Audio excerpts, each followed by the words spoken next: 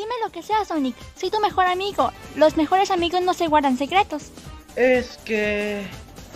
tengo que mostrarte algo. Jeje, esto creo que no lo sabías. Espérate, Tails.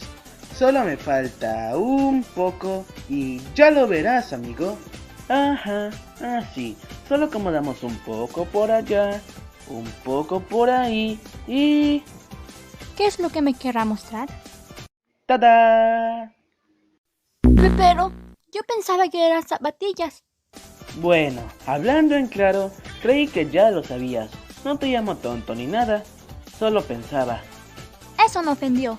De igual forma.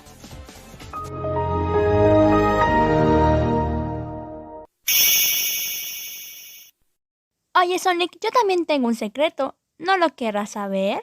¿Cuál secreto, Tails? No entiendo. Bueno, de igual forma te lo voy a decir. Ojalá que estés listo para esta noticia.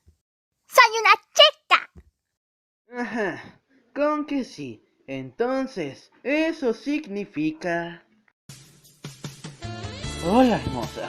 ¿Por qué no comenzamos otra vez? ¿Qué te parecería, hermosa? Sonic, era una broma. Lo siento, Tails. No lo sabía. Me dejé llevar. De verdad. Ay, idiota.